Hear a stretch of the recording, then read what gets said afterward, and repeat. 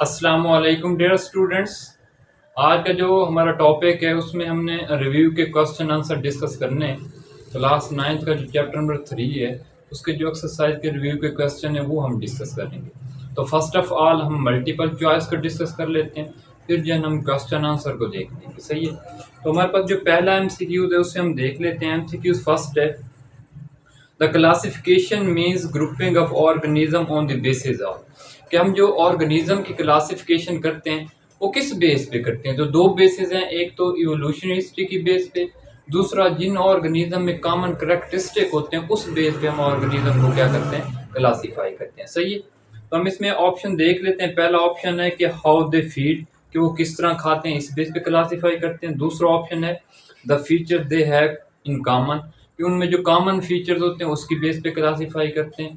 Third option कौन सा, कि हाउ दे रिस्पायर, कि वो किस तरीके से सांस लेते हैं। और फोर्थ ऑप्शन है कि हाउ दे कैन सर्वाइव, वो किस तरह से रहते हैं, इस बेस पे। तो हमारे पास जो MCQ नंबर फर्स्ट है उसका ऑप्शन नंबर बी करेक्ट है। फर्स्ट MCQ का ऑप्शन नंबर बी हमारे पास क्या है, करेक्ट है। हम क्या करते हैं कि on the basis of common feature हम ऑर्गेनिज्म को क्या करते हैं, क्लासीफाई करते हैं। सही है। सेकंड ऑप्शन है कि द किंगडम प्रोटिस्टा इंक्लूड, हमारे पास जो किंगडम प्रोटिस्टा है उसमें किस तरह के जानदार आते हैं, यूनिसेलुलर आते हैं, मल्टी सेलुलर आते हैं, प्रोकैरियोट्स आते हैं, यूकैरियोट आते हैं, ये हम देख लेते हैं। तो अगर आपने 5 किंगडम क्लासिफिकेशन सिस्टम का लेक्चर देखा है तो उसमें मैंने बड़ी डिटेल से बताया था कि जो किंगडम प्रोटिस्टा है इसे हम किंगडम ऑफ एक्सक्लूजन का नाम भी देते हैं।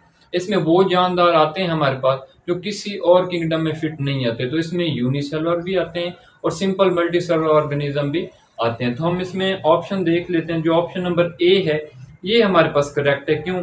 क्योंकि kingdom protista include unicellular, simple multi cellular with prominent nucleus, जिनमें क्या होता है, प्रोमिनेंट न्यूक्लियस होता है। बाकी जितने भी ऑप्शन है वो हमारे पास क्या है, रॉन्ग है। वो क्यों रॉन्ग है वो भी हम देख लेते हैं। सेकंड ऑप्शन है कि true multicellular organism with no prominent nucleus, ये ऑप्शन इनकरेक्ट है क्योंकि इसमें प्रोमिनेंट न्यूक्लियस वाले ऑर्गेनिज्म आते हैं। सही है।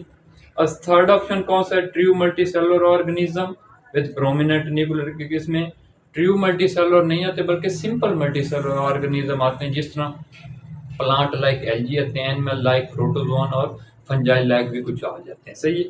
अब फोर्थ ऑप्शन कौन सा है हमारे पास, unicellular organism with no prominent nucleus, ये जो है ना हमारे पास किस में आते हैं, सिर्फ किंगडम ओनिरस में आते हैं, ये बैक्टीरिया की बात कर रहे हैं। तो हमारे पास जो MCQ नंबर सेकंड है इसका ऑप्शन नंबर हमारे पास ए करेक्ट है। कौन सा, MCQ नंबर सेकंड का ऑप्शन नंबर ए करेक्ट है। सही है।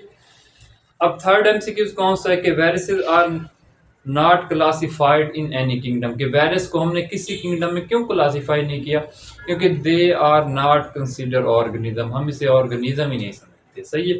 अब इसमें पहला ऑप्शन है कि they are very poorly understand, इसे सही से समझा नहीं गया। सेकंड ऑप्शन क्या है कि दे आर टू स्मॉल, के ये बहुत छोटे हैं इसी वजह से। और थर्ड ऑप्शन है कि देयर जेनेटिक्स के नॉट बी डिटरमाइन, कि हमें इनके DNA RNA का पता नहीं है। या they are not consider organism, तो ये ऑप्शन हमारे पास क्या है, करेक्ट है, क्योंकि ये 1 लाइन MCQs है हमारे वायरस वाले टॉपिक का। सही है, क्योंकि हम इसे जानदार नहीं समझते तो इसी वजह से हम इसे क्लासीफाई भी नहीं करते। MCQ नंबर 3 है, इसका ऑप्शन नंबर डी हमारे पास क्या है, करेक्ट है। सही है। अब MCQ नंबर हम 4 को देख लेते हैं कि फोर्थ MCQ हमारे पास क्या है कि viruses are assign to kingdom, के वायरस को हमने किस किंगडम में असाइन की है। तो वायरस को हमने किसी किंगडम में नहीं रखा। क्यों? क्योंकि वायरस हमारे पास जो 5 किंगडम क्लासिफिकेशन सिस्टम है ना उसकी हमने बेसिस बनाई थी, उस बेस पे हमने क्या बनाए थे, किंगडम बनाए थे। तो ये उस बेस में जो है ना लाई नहीं करता, तो इसी वजह से हम किसी किंगडम में भी नहीं रखते। वायरसेस हमारे पास बॉर्डर लाइन है between living and non living. सही। इस तरह MCQ नंबर जो 4 है उसका ऑप्शन नंबर हमारे पास कौन सा करेक्ट है, डी करेक्ट है। सही है। अब MCQ नंबर 5 की बात कर लेते हैं। MCQ नंबर 5 कौन सा है कि नंबर 5 है उसकी स्टेटमेंट ये है कि are related group of general comprises, कि हमारे पास जो बहुत सारे जनरल होते हैं ये मिलके क्या बनाते हैं, फैमिलीज बनाते हैं। अगर आपने टैक्सोनॉमिक हायरार्की का टॉपिक पढ़ा है तो उसमें बड़ी डिटेल से बताया था कि इसमें 2 तरह के जो है MCQs बनते हैं। ठीक है, एक ये होता है कि फर्स्ट वर्ड छोड़ देता है या लास्ट वाला वर्ड हमारे पास छोड़ देता है। ठीक है, तो इसमें हमारे पास क्या आएगा, फैमिली आएगा। तो हमारे पास जो MCQ नंबर 5 है क्या, रिलेटेड ग्रुप ऑफ जनरल, इसका क्या आएगा, फैमिली। तो ऑप्शन नंबर बी करेक्ट है। MCQ नंबर 5 सही है। MCQ नंबर 6 है हमारे पास कि in which kingdom would you classify unicellular eukaryotes, कि यूनिसेलुलर यूकैरियोट्स किस में आते हैं, तो unicellular eukaryotes only kingdom protista के अंदर आते हैं। सही है। तो एमसीक्यू जो 6 है इसका ऑप्शन नंबर ए है कि fungi and plantae, fungi and monera. C option only protista, तो ओनली प्रोटिस्टा आएंगे उसमें हम क्या रखते हैं, यूनिसेलुलर यूकैरियोट्स रखते हैं। सही। तो एमसीक्यू नंबर 6 का ऑप्शन नंबर सी क्या है हमारे पास, क्या है, करेक्ट है। अब बाकी क्यों गलत है, जो ऑप्शन नंबर ए है ना उसमें हमारे सारे जो है ना वो मल्टी सेलुलर ऑर्गेनिज्म आ जाते हैं, फंजाई में सारे मल्टी सेलुलर आते हैं। इसी तरीके से जो हमारे पास क्या है प्लांटी है उसमें भी मल्टी सेलुलर आ जाते हैं। आगे फंजाई एंड मोनीरम्स, मोनीरम्स के अंदर तो सारे यूनिसेलुलर आते हैं लेकिन वो होते प्रोकैरियोट हैं। सही। तो इसलिए प्रोटिस्टा ही ऑप्शन ठीक है। एमसीक्यू नंबर 7 हमारे पास क्या है, in binomial nomenclature the first word of the name is, तो फर्स्ट वर्ड हमारे पास जीनस नेम होता है और जो सेकंड नेम होता है वो क्या होता है, स्पीशीज नेम होता है। तो ऑप्शन ए क्या है, family, option B class, option C species और डी जीनस। तो एमसीक्यू नंबर 7 का ऑप्शन नंबर डी आएगा। तो अगर आप बाइनोमियल नोमेनक्लेचर की डिटेल देखना चाहते हैं तो वो लेक्चर भी मैंने इसी यूट्यूब चैनल पे अपलोड किया, वो भी आप देख सकते हैं। सही है। एमसीक्यू नंबर हमारे पास 8 क्या है, which one of the following sequence show the correct taxonomic hierarchy of the classification going from smaller to bigger group. अगर डी ऑप्शन हमारे पास करेक्ट है लेकिन उसमें भी एक मिस्टेक दी गई है, जहाँ पे क्लास है ना यहाँ पे ऑर्डर आ जाना है, ऑर्डर के बाद हमारे पास क्या आ जानी, क्लास आ जानी। सही है। तो एमसीक्यू नंबर जो 8 है उसका ऑप्शन नंबर डी करेक्ट है। सही है ना। इसमें मैंने बता दिया कि एक मिस्टेक है, जहाँ पे हमारे पास क्या हुआ है, क्लास है, यहाँ पे पहले ऑर्डर आ जाएगा और ऑर्डर की जगह क्या आ जाएगी, क्लास। बाकी सारा जो है ना हमारे पास सीक्वेंस क्या है, ठीक है। सही है। क्योंकि उसने एमसीक्यू में भी ये पूछा है कि जब हम स्मॉलर टू बिगर जाएंगे यानी स्पीशीज से शुरू करेंगे, हम किंगडम तक जाएंगे, तो ऑप्शन नंबर डी ही बनता है। सही है। अब एमसीक्यू नंबर 9 है कि विच one of the following may be correct way of writing scientific name of organism, इनमें से कौन सा हमारे पास जो है ना वो तरीका ठीक है साइंटिफिक नेम लिखने का।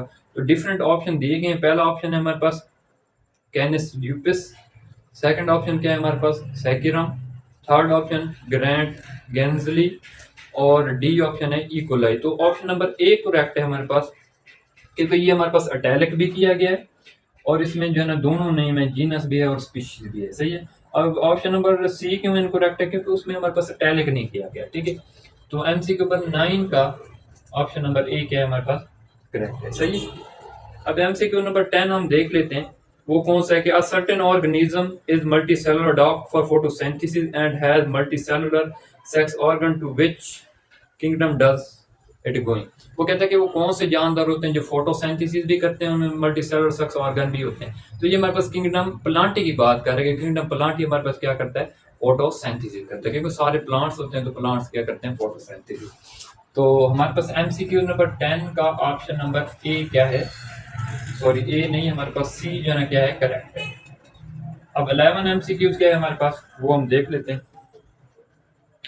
कि the species that are in same dash are more closely related than. वो हमारे पास कहता है कि जो स्पीशीज के हैं, the species are in same.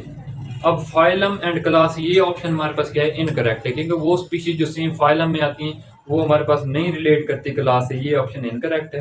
Second option क्या है, फैमिली एंड ऑर्डर, ये करेक्ट है। The species that are same family, वो हमारे पास क्लोज रिलेटेड टू ऑर्डर। ठीक है ना। बाकी ऑप्शन भी हमारे पास क्या है, इनकरेक्ट है। अब सी वाला इनकरेक्ट क्यों है, क्योंकि उसमें क्लास पहले आ गई है और ऑर्डर बाद में है। इसी तरीके से जो हमारे पास डी ऑप्शन है वो भी क्या है, इनकरेक्ट है। सही। तो एमसीक्यू नंबर 11 का ऑप्शन नंबर बी हमारे पास क्या है, करेक्ट। एमसीक्यू नंबर 12 है कि when the last member of particular species die the species said to be. तो ऐसी हमारे पास स्पीशीज जिसका लास्ट मेंबर भी इस दुनिया से खत्म हो चुका हो, ऐसी स्पीशीज को हम नाम देते हैं एक्सटिंक्ट स्पीशीज। और इंडेंजर स्पीशीज वो होती हैं जो एक्सटिंक्ट होने के क्या हो, करीब हो। सही है। तो जिस तरह डायनासोर वगैरह हैं वो हमारे पास क्या हो गए, एक्सटिंक्ट हो गए। तो हमारे पास एमसीक्यू नंबर क्या है, 12 है, इसका ऑप्शन नंबर बी है। अब लास्ट एमसीक्यू है हमारे पास 13, उसमें क्या बताया गया कि इन विच सीजन गुब्बारा buster migrate Pakistan and settle down here. तो ये हमने पढ़ा था इंडेंजर स्पीशीज वाले टॉपिक में। तो ये विंटर सीजन में क्या होता है, गुब्बारा बस्टर माइग्रेट करते हैं और सेटल डाउन होता है। सही। अब एमसीक्यू नंबर जो 13 है इसका ऑप्शन नंबर डी क्या है, करेक्ट है। ठीक है। ये हमारे पास जो है ना मल्टीपल चॉइसेस हैं।